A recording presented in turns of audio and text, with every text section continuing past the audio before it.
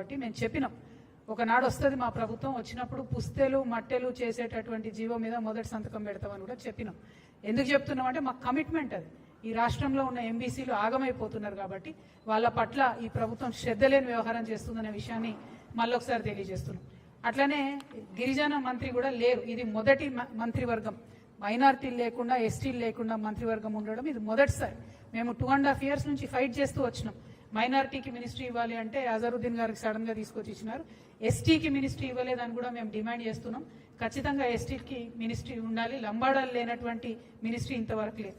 అది పక్కన పెడితే ఇక 22 లక్షల ఇండ్లు 22.5 లక్షల ఇండ్లు ఇస్తామని చెప్పి కేవలం 5,500 కోట్లు పెట్టడం అంటే ఇది ఖచ్చితంగా మోసమే. గత బడ్జెట్లో ఇందిరమ్మ ఇండ్లకు 12,000 కోట్లు పెట్టిండ్రు. ఇప్పుడు అమాంతం 7,000 కోట్లు తగ్గించి 5,500 కోట్లు పెట్టిండ్రంటే పేద ప్రజలకు ఇండ్లు ఇచ్చేటటువంటి ఆలోచన కాంగ్రెస్ ప్రభుత్వానికి లేదనే విషయం స్పష్టమవుతున్నది. ఇది ఇంకొకటి రాహుల్ ఫేకుడు అని చెప్పి తెలంగాణ ప్రజలందరూ కూడా తెలియజేస్తా ఉన్నాం.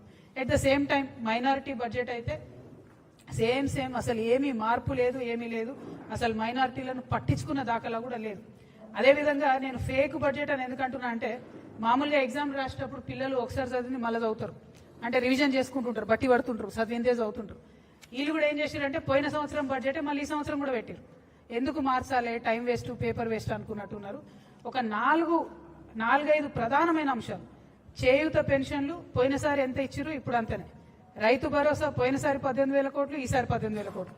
రైతు కూలీలకు ఇందిరమ్మ పథకానికి పోయినసారి 600 కోట్లు, ఈసారి 600 కోట్లు. గృహజ్యోతికి పోయినసారి 2,000 కోట్లు, ఈసారి అంతే. గ్యాస్ సబ్సిడీకి అంటే ఒక అక్షరం కూడా పొల్లుపోకుండా, అది గ్యాస్ సబ్సిడీ కావచ్చు, రాజీవ్ ఆరోగ్యశ్రీ కావచ్చు, మహాలక్ష్మి కావచ్చు, same to same copy paste అన్నట్టు, అసలు మార్పు కూడా లేదు. అందుకే నేను చెప్తున్నా ఇది ఫేక్ బడ్జెట్ ఒకటి. 2 విజన్ బడ్జెట్ కాదు, ఇది విజన్ ఉన్న బడ్జెట్ కాదు, ఇది రివిజన్ బడ్జెట్. కేవలం రివిజన్ చేసుకుంటారు కదా బట్టి కొట్టినట్టు, అంత దారుణంగా ఉంది ఈ బడ్జెట్. అదేవిధంగా మరి ముఖ్యమంత్రి గారు మొన్న 2.5 గంటలు మాట్లాడిండ్రు అసెంబ్లీలో. మాట్లాడుకుంటే ఏం చెప్పిండ్రు, పోయిన ప్రభుత్వం చేసినటువంటి అప్పులన్నింటినీ మేము చాలా కష్టపడి తగ్గించినాము, రేట్లు తగ్గించినాము.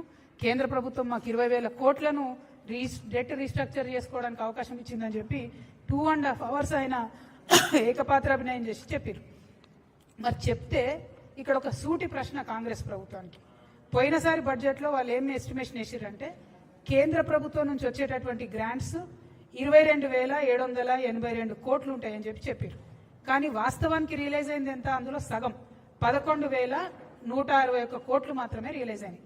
అంటే 100 సార్లు ఢిల్లీకి పోయి వచ్చి 20,000 కోట్లు డెట్ రీస్ట్రక్చర్ చేసుకొని ఏదేదో సాధించమని చెప్తున్నటువంటి మీరు, ప్రధానమంత్రి మోడీ గారిని బడేబాయి అని చెప్పి సంబోధించేటటువంటి మీరు, మన రాష్ట్రానికి హక్కుభుక్తంగా రావాల్సినటువంటి 22,000 కోట్ల రూపాయలను ఎందుకు రాబట్టుకోలేకపోయినరు? Only 50% you are able to get.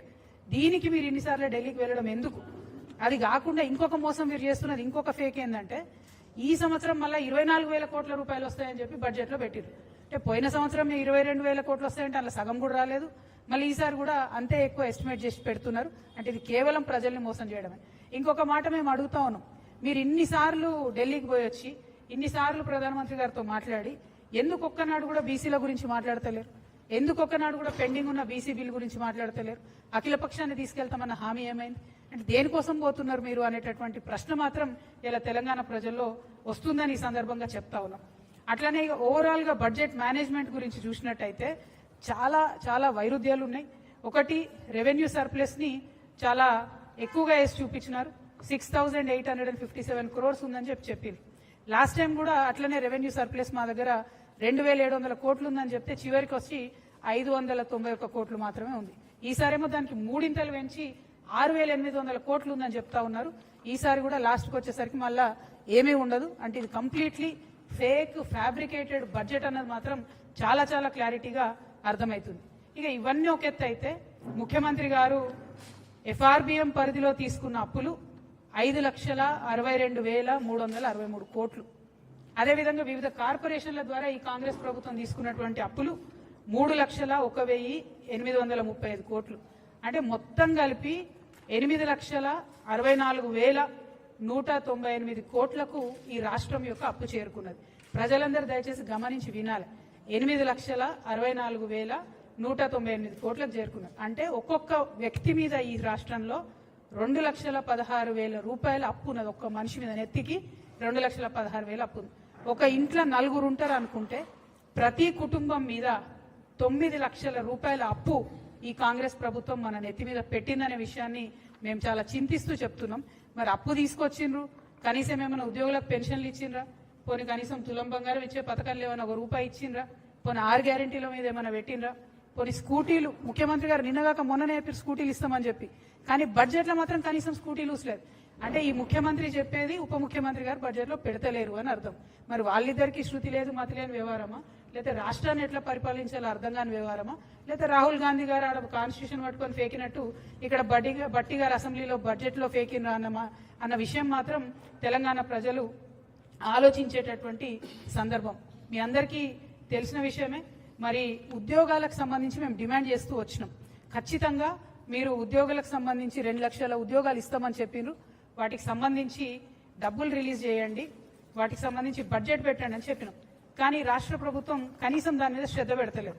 So ఈ రోజు ఒక సర్వే వచ్చిందండి. ఈ సర్వే పేరు స్టేట్ ఆఫ్ వర్కింగ్ ఇండియా, అంటే పని చేస్తున్నటువంటి వాళ్ళు, ఎంప్లాయిడ్ ఉన్నటువంటి వాళ్ళ పరిస్థితి కోసం దేశవ్యాప్తంగా అజీం ప్రేమ్జీ యూనివర్సిటీ చేసిన సర్వే. దీంట్లో ఏమొచ్చిందంటే ఎంత దారుణం అంటే ప్రతి 4 డిగ్రీ చేసినటువంటి తెలంగాణ బిడ్డలలో, మగపిల్లలలో 4 డిగ్రీలు చేస్తే ఒక్కరికి మాత్రమే ఉద్యోగం ఇవ్వగలుగుతున్నాం. ఆడపిల్లలలో డిగ్రీ చేసిన 2 ఆడపిల్లల్లో ఒక్కరికి మాత్రమే ఉద్యోగం ఇవ్వగలుగుతున్నాం. అంటే విమెన్లో అన్ఎంప్లాయ్మెంట్ శాతం 50% ఉంది, మగపిల్లల్లో అన్ఎంప్లాయ్మెంట్ శాతం 28% ఉంది ఈ రాష్ట్రంలో. ఇది కంపారిటివ్లీ వేరే రాష్ట్రాలకు కాంగ్రెస్ ప్రభుత్వాలు ఉన్న కర్ణాటకలో చూసుకున్నా కూడా మహిళల అన్ఎంప్లాయ్మెంట్ ఓన్లీ 20% ఉంది, మగవాళ్ళ అన్ఎంప్లాయ్మెంట్ ఓన్లీ 22% ఉంది. అంటే ఇంత పెరుగుతున్నాము, తెలంగాణ రైజింగ్ అంటే నేను ఎల్లనో అనుకున్నా, కానీ అన్ఎంప్లాయ్మెంట్లో మాత్రం సూపర్ రైజింగ్.